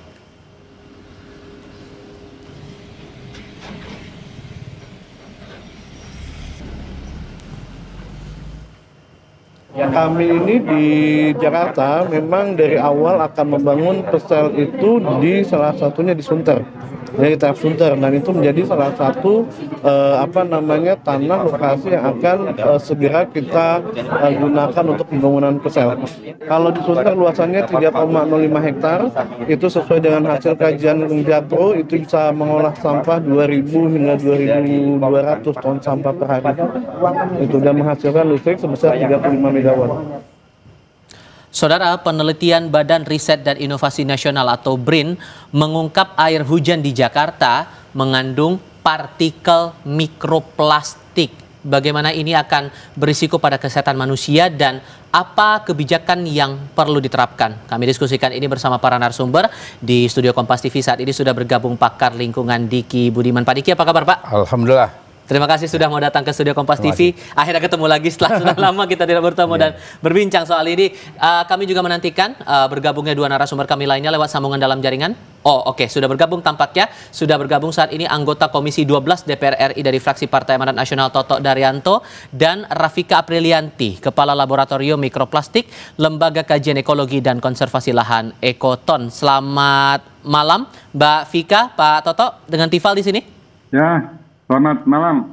Selamat malam. Terima kasih semua sudah bergabung bersama kami kali ini. Saya mau mulai dengan Mbak Vika kalau begitu. Melihat penelitian BRIN terakhir kali disebutkan bahwa soal unsur mikroplastik ini asal mulanya dari serat sintetis pakaian, debu dan ban kendaraan, sisa pembakaran sampah plastik, serta degradasi plastik di ruang terbuka. Yang saya yakini bahwa Ekoton juga punya penelitian serupa. Apakah hasilnya juga sama atau beda lagi nih? Iya betul, jadi kita di tahun 2025 ini, tepatnya di bulan Mei sampai Juli, itu meneliti mikroplastik di udara di 18 kota di Indonesia. Dan kita menemukan bahwa di 18 kota tersebut itu semuanya terkontaminasi mikroplastik. Dan yang paling banyak mikroplastiknya yaitu 37 partikel di udara itu adalah di Jakarta Pusat. Dan itu bentuknya ke hasil bakaran sampah kah atau dari zat yang lain? Atau berpadu semua nih? Iya, ketika kita sudah meneliti mikroplastik di bawah mikroskop, kemudian kita uji FTIR atau uji polimernya, kemudian nanti ketahuan ini sumbernya dari mana. Kemudian kita telisik lagi, ternyata memang 55% sumber dari mikroplastik yang kita temukan di udara itu adalah dari pembakaran sampah. Oke. Dan kalau logikanya pembakaran sampah dan rasanya fenomena yang cukup sering dilihat masyarakat juga, aktivitas pembakaran sampah di lingkungan permukiman warga dan tempat-tempat tertentu itu acap kali terjadi. Apakah ini hanya baru terjadi dalam beberapa tahun ini saja temuan itu, atau jangan-jangan sudah lama sebetulnya temuan air hujan dengan mikroplastik ini, Mbak? Ya, kita sebenarnya sudah meneliti mikroplastik di udara di beberapa tahun yang lalu juga, di tahun 2020, kemudian di tahun 2022 hingga tahun 2025 ini. Itu memang penelitian kami mengungkapkan bahwa ternyata mikroplastik di udara, terdapat mikroplastik di udara di kota-kota di Indonesia. Ya, sumber utamanya memang dari pembakaran sampah sampai saat ini. Dan ini bakal meluas tidak hanya Jakarta tapi bisa kena ke daerah lain karena kan dibawa oleh udara juga kan. Ada potensi logikanya akan menyebar juga ke daerah lain. Betul. Jadi mikroplastik itu dia mempunyai massa jenis yang sangat ringan. Ketika dia dari pembakaran sampah kemudian akan dibawa terbang oleh udara, kemudian bisa ke daerah-daerah di sekitarnya. Kemudian juga mikroplastik di udara akan naik ke atas ke atmosfer, kemudian terjebak di awan, kemudian terkumpul dan turun lagi bersama air hujan, dan air hujan itu mengandung mikroplastik seperti yang ada di berita saat ini, hujan mikroplastik yang ada di Jakarta. Dan kekhawatirannya adalah ke kesehatan lagi nih Pak Diki. Ngomong-ngomong di sekitar Palmerah juga sekarang turun hujan dengan intensitas ringan. Sore tadi sempat intensitasnya cukup lebat di sini. Ada yang khawatir dengan kesehatannya. Perlukah publik khawatir dengan kondisi semacam ini akan berpengaruh ke kesehatan masyarakat? Khawatir berlebihan tentu tidak, tapi bahwa kewaspadaan dan awareness ya, bahwa kesadaran kita situasi sudah harus kita perbaiki dengan perilaku ini menjadi hal yang penting dibangun dengan adanya temuan ini. Tapi tentu jangan sampai juga menimbulkan kekhawatiran berlebihan, karena beberapa yang sebetulnya yang paling menjadi kekhawatiran saya dalam konteks kesehatan adalah karena si mikroplastik ini ukurannya kan 5 mikrometer di milimeter sampai ke bawahnya kurang, dan dia ringan, dan dia yang masalahnya bisa menjadi perantara karena ada yang menempel di situ patogen itu penyebab penyakit, bisa virus ataupun bakteri misalnya. Nah itulah yang saat ini perlu dijadikan kekhawatirannya. Kalau mikroplastiknya memang potensi risiko ada dari beberapa riset, walaupun itu masih agak panjang penelitiannya. Tapi yang jelas kalau dia membawa logam berat, polutan begitu, dan itu jelas dampak kesehatannya sudah nyata. Risiko paling awam dan paling mungkin terjadi penyakit apa? Seperti infeksi saluran nafas yang bisa lebih meningkat. Nah itu yang paling nyata, dan artinya kondisi saat ini dengan misalnya peningkatan infeksi saluran nafas yang lebih sering, lebih lama sembuhnya, bisa jadi ya, walaupun ini perlu riset ya. Salah satunya adalah kontribusi dari itu. Artinya adanya mikroplastik ini menjadi hal yang sekali lagi memberi pesan bahwa dunia kita, lingkungan kita ini makin tidak sehat. Nah untuk itu kita perlu bergerak untuk memperbaiki itu. Itu yang kita akan coba kaji bersama, terutama saya yakin Pak Toto ini sedikit banyaknya jadi atensi bagi DPR, karena ya yang hujan seperti ini saja juga membawa bahaya. Apakah perlu publik khawatir soal ini? Jawabnya nanti, kita akan jeda sebentar. Tetap di Kompas TV.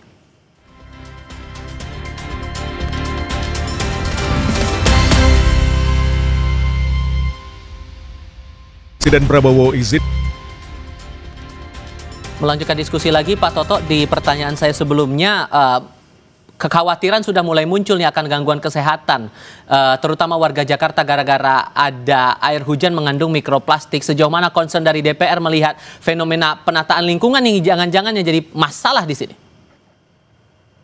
Ya, jadi intinya begini ya Mas, apapun persoalan yang sekarang sedang terjadi, kalau sudah menyangkut mengenai lingkungan hidup ya, pencemaran terutama, apalagi ini ada hujan yang tercemar oleh mikroplastik, maka kita harus memberikan perhatian yang sangat serius. Kita tidak boleh meninggalkan generasi kita yang akan datang itu akan menanggung beban akibat dari kecerobohan kita.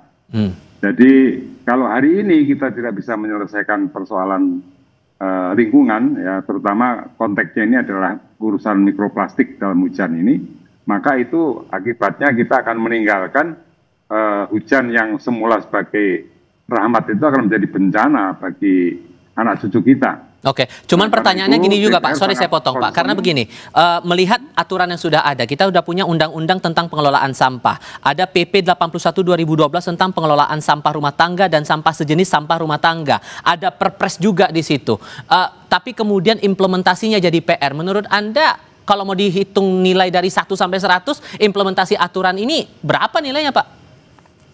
Ya, kelihatan memang penegakan hukum ini perlu ditingkatkan, ya. Nanti DPR juga akan meningkatkan pengawasan, minta kepada eksekutif, penegak hukum untuk melaksanakan dengan tegas. Dan yang lebih penting lagi sebetulnya adalah edukasi kepada masyarakat.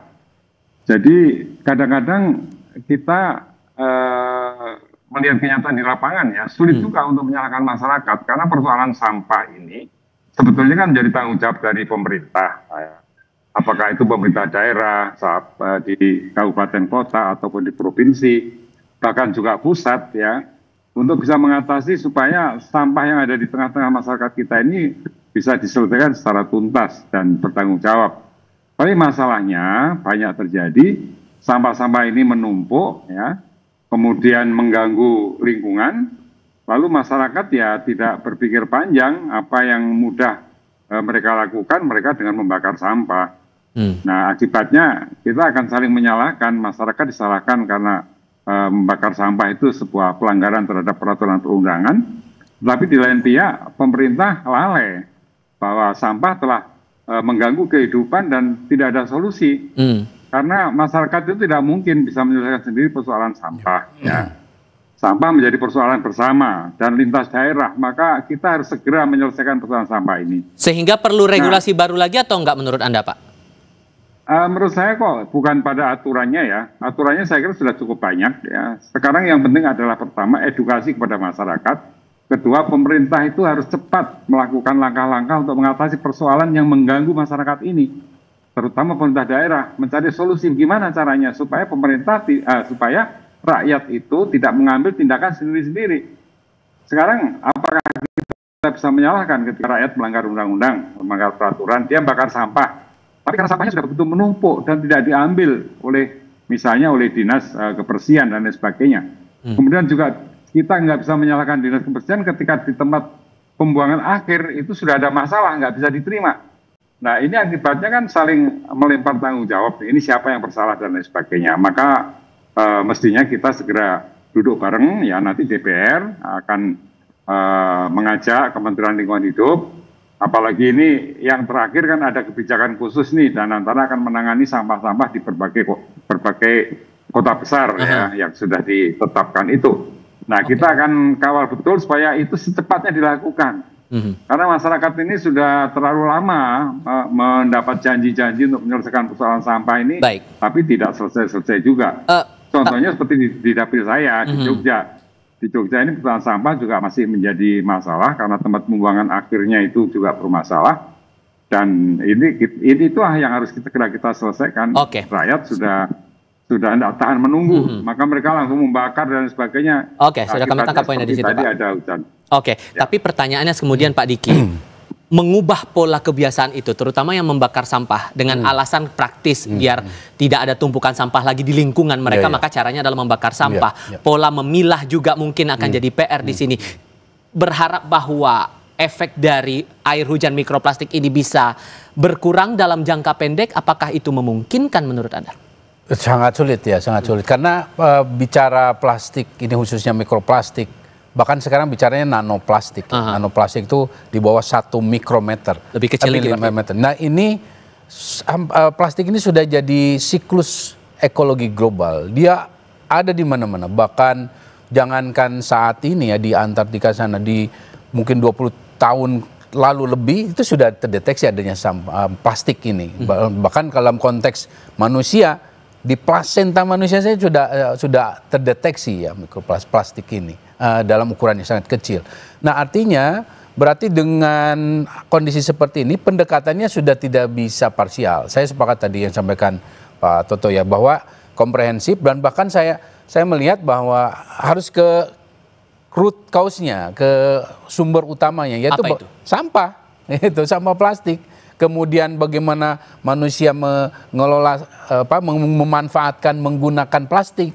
Ini yang tadi disampaikan berkali-kali oleh Pak Toto tentang literasi. Literasinya bukan hanya bicara buang sampahnya, tapi bagaimana kita memanfaatkan plastik saat ini. Yang tadinya teknologi yang memudahkan manusia, sekarang teknologi plastik ini produk yang juga menjadi masalah buat manusia. Butuh pendekatan kayak gimana Pak untuk bisa mengubah pola itu tadi biar adalah perbaikan untuk lingkungan kita juga? Nah, kebetulan saya dosen, jadi pendekatannya memang harus masyarakat ini tersadarkan ketika dia tahu bahwa apa yang dia, katakanlah dia mau bakar sampah atau memakai produk plastik berulang, itu ternyata memiliki dampak buat dia. Itu dalam konteks kesehatan ataupun hal lainnya, misalnya jadi akhirnya lingkungannya menjadi tidak, airnya tercemar dan lain sebagainya. Nah, ini yang memang mau tidak mau harus membangun kesadaran bahwa ada dampak yang tidak langsung terlihat, yang mereka akan rasakan akibatnya. Tapi memastikan bahwa semuanya benar-benar mau disiplin Pak. Karena kan ibaratnya ini udah ada aturan, tadi sudah saya sebut ada beberapa aturannya. Sekarang kan mengubah pola. Kalau mengubah pola itu diupayakan kemudian masih ada yang melanggar, penegakannya masih memungkinkan nggak untuk dilakukan, sementara yang udah ada aja belum semuanya mau tertib. Manusia itu secara teoritis 3 bulan perlu merubah perilaku. Nah, artinya dalam konteks merubah itu harus ada law enforcement, gitu. Penerapan regulasi atau aturan yang membuat mereka akhirnya terpaksa. Mau itu memakai, bahwa di katakanlah di minimarket itu hanya sudah tidak dipakai lagi masalah plastik. Nah, itu semua harus menunjang untuk menekan dalam tanda kutip perubahan ke arah yang lebih baik. Sehingga kalau dari Ekoton Mbak Vika, rekomendasinya apa? Apakah perlu regulasi baru atau butuh pendekatan lain agar ya harapannya yang kasus air hujan mikroplastik ini gak makin pekat dalam tanda kutip di Jakarta dan tidak meluas ke daerah lain? Ya, yang pertama dari Ekoton itu merekomendasikan bahwa tidak boleh membakar sampah ya. Kan di di Undang-Undang 18 tahun 2008 tentang pengolahan sampah itu sudah dicantumkan bahwa pembakaran sampah itu tidak boleh. Karena secara kesehatan juga pembakaran sampah itu akan menghasilkan namanya dioksin dan mikroplastik. Dan dioksin itu termasuk kategori senyawa penyebab kanker. Kemudian ada mikroplastik juga, dan mikroplastik ini memang sangat berbahaya karena dia bisa mengikat seluruh polutan yang ada di sekitarnya, kemudian bisa masuk ke dalam tubuh manusia melalui kita setiap harinya bernafas, seperti itu. Nah Pak Toto, kalau menurut Anda memungkinkan tidak kalau kemudian penyumbang mikroplastik air hujan ini gara-gara bakaran sampah, memungkinkan nggak kalau orang yang melakukan pembakaran sampah sembarangan itu ditindak hukum administratif atau hukum positif? Ya, sebenarnya hukum itu kan harus tegakkan ya dalam kondisi apapun. Tetapi kita harus melihat realitas yang ada di tengah-tengah kita. Nah, kalau masyarakat itu melanggar hukum, tapi karena tidak ada pilihan lain, itu persoalannya. Jadi kita kembali ke sebuah ekosistem yang harus kita bangun, ya, yang itu diciptakan oleh pemerintah, oleh masyarakat, dan juga oleh seluruh pelaku usaha dan lain sebagainya tadi, bersama juga tentu dengan kalangan akademisi, kalangan kampus, untuk bersama-sama mengatasi sampah. Jadi pertama perlu ada edukasi kepada masyarakat. Masyarakat kita ini sebetulnya sudah banyak kelompok-kelompok yang sekarang ini punya perkumpulan atau paguyuban ya, atau koperasi gitu yang menangani sampah dan memilah dengan baik plastik dan lain sebagainya ini. Nah, ini harus didorong supaya diberi insentif supaya mereka lebih maju, lalu dicontoh oleh banyak kelompok yang lain dan lain sebagainya. Ini harus digalakkan, itu satu. Dan yang kedua, ini yang lebih penting lagi, jadi jangan ada pembiaran. Jadi sampah itu jangan dibiarkan numpuk-numpuk mengganggu masyarakat. Itu sumber utamanya sekarang ya. Karena begitu numpuk seperti itu ya orang lebih merasa gimana nyamannya. Ya nyaman yang paling gampang dibakar. Yang bakar mungkin bukan kita ya, kita hanya membuang-buang atau perintah orang. Pokoknya penting saya tidak ingin ini ada di sini, bawa saja ke sana. Tapi yang bawa itu kemana? Mereka akan mencari tempat yang terbuka, yang kemudian mereka membakar dengan cara-cara yang saya kira tidak memenuhi unsur-unsur teknis yang dibolehkan. Membakar walaupun membakar itu juga salah satu cara untuk menyelesaikan persoalan sampah. Tapi ada teknologi yang harus diterapkan dan ada baku mutu yang harus diterapkan juga. Sehingga implementasi dari aturan yang sudah ada paling penting, terutama pengawasan plus soal kedisiplinan masyarakat juga di lingkungan sosial. Nah, terakhir Pak Diki, singkat saja, kalau Anda merasa bahwa jangka pendek perbaikan akan terjadi atau tidak? Sulit ya, panjang soalnya ini prosesnya panjang, dan ini bicara sebenarnya bukan bicara Indonesia saja. Ini bicara global ya. Jadi tapi setidaknya kita bisa mulai dari lokal. Jadi apa yang terjadi di global lokal ini lingkupnya gimana dulu? Lokal itu mulai dari rumah. Dari rumah. Nah, di rumah inilah kita harus mulai bicara sekolah, mau ada program MBG, CKG, selipkanlah isu-isu ini. Gitu, supaya anak-anak, orang tua, guru ini mulai merubah ya perilaku ini mulai dari rumah-rumah. PR-nya adalah kesadaran bersama itu tadi. Pak Diki, terima kasih sudah datang. Pak Toto dan Mbak Vika, terima kasih sudah bergabung lewat sambungan dalam jaringan. Sehat selalu semuanya. Selamat malam. Selamat malam. Kami akan segera kembali, tetap di Kompas TV.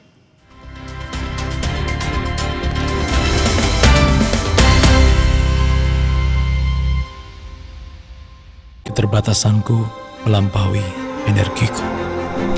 Karena aku dikalahkan diri sendiri. Kata siapa? Kata siapa aku dikalahkan diri sendiri? Karena energiku melampaui keterbatasanku.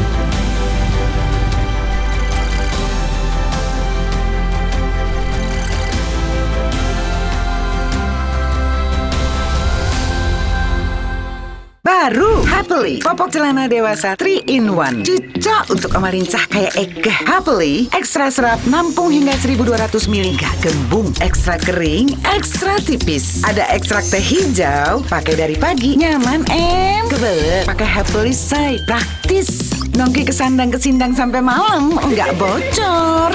Nggak kelihatan kan say, Eka pakai popok. Oma opa nggak usah worry lagi, pakai Happily. Happily, semua jadi easy. Wingscare Floridina, nomor 1 freshnya, nomor 1 funnya. Bulir jeruknya asli, lebih banyak. Coco Beats-nya cuy-cuy, dapat segernya, dapat funnya. Floridina, nomor 1 fun, asli jeruknya, asli bulirnya. Lawan panas ekstrim, lawan ketombe bandel dan bau. Pakai Zing Refreshing Cool. Rambut double fresh. Gak khawatir ketombe dan bau 360 derajat. Feel the double freshness. Zing Refreshing Cool. Ketombe bandel dan bau, no worries. Pernah masuk kategori desa tertinggal dengan angka stunting tinggi dan keterampilan penduduk rendah, Desa Domiang di Pekalongan, Jawa Tengah kini telah menjadi desa mandiri. Semua berkat terbukanya akses komunikasi dan internet yang mengubah wajah Desa Domiang menjadi desa wisata yang melek teknologi digital. Selengkapnya dalam Jurnal Indonesia, Ketika Sinyal Menyapa Domiang, Senin 27 Oktober, pukul 9:30 pagi di Kompas TV. Dipersembahkan oleh... Lengkapi referensi Anda dengan update berita terpilih. Halo selamat malam saudara, Anda menyaksikan Kompas Malam. Serta perkembangan peristiwa penting di tanah air dan mancanegara. Tenda penjual makanan dan panggung porak-poranda diterjang angin kencang. Ikuti Kompas Malam setiap hari pada jam-jam berikut. Live di Kompas TV. Yang didukung oleh Kabupaten Bulungan tak hanya jadi gambaran keragaman budaya, namun juga daerah dengan potensi luar biasa. Komitmen serta sinergi antara pemerintah kabupaten dan desa yang terjalin erat terus memunculkan potensi ekonomi kerakyatan yang kuat. Pemerintah kabupaten menetapkan hari jadi Kabupaten Bulungan yang ke-65 dan Kota Tanjung Selor yang ke-235 sebagai momentum untuk merealisasikan visi Bapak Bupati. VVIP, Sabtu 25 Oktober, pukul 2 siang di Kompas TV. Dipersembahkan oleh...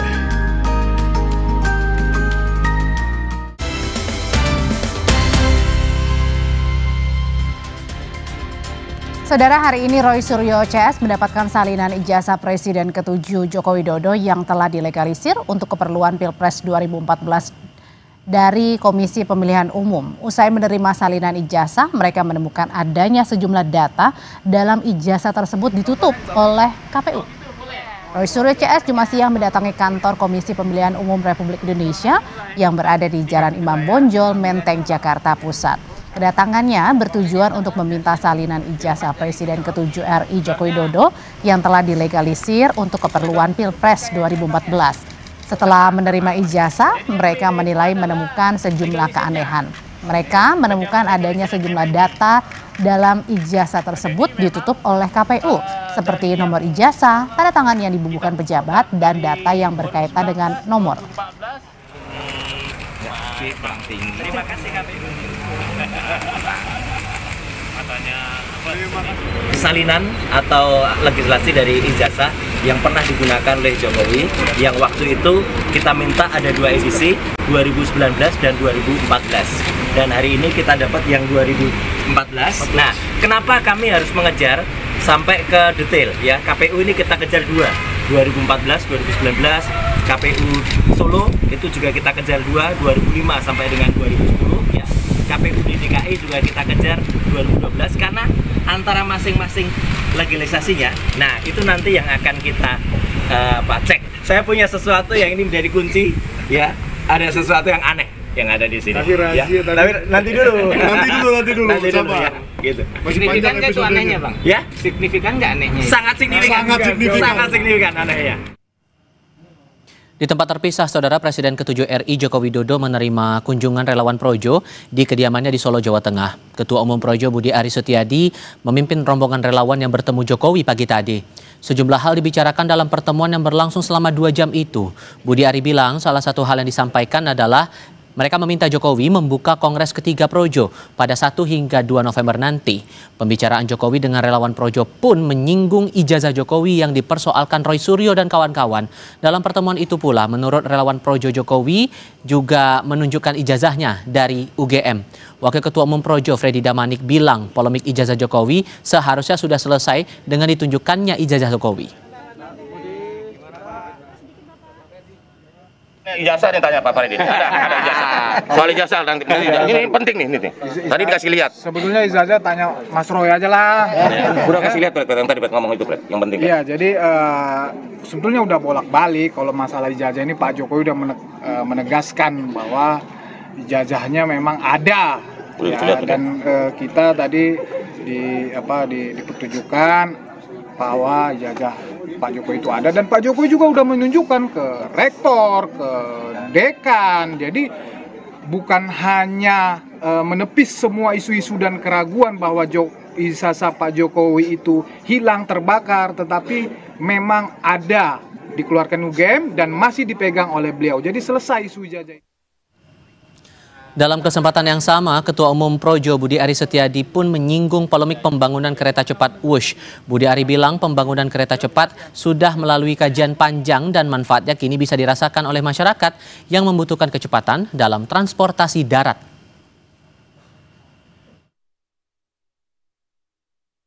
Enggak lah, itu karya terbaik. Kalau nggak ada Wush, harusnya ditambahin tuh kereta cepatnya dari Jakarta ke Surabaya. Banyuwangi. Iya kan?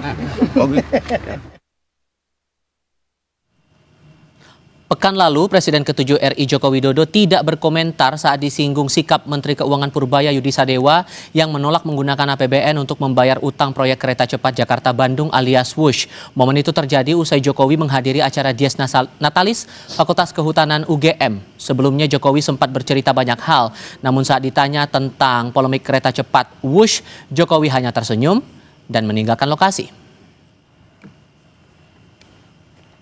Pak, terkait bus yang masih APBN gimana Pak? Tanggapannya bus yang sekarang tidak pakai APBN? Bus kereta cepat. Masih. Ada masukan mungkin begitu Pak? Keren. Kami akhiri perjumpaan kebersamaan kita di Sapa Indonesia malam hari ini. Kami ingatkan Anda jangan lupa mencukupi kebutuhan air mineral setiap harinya dan rasakan kesejukannya. Saya Audrey Chandra. Saya Tifal Solesa, terima kasih sudah bersama kami. Selamat menyambut akhir pekan. Sampai jumpa lagi.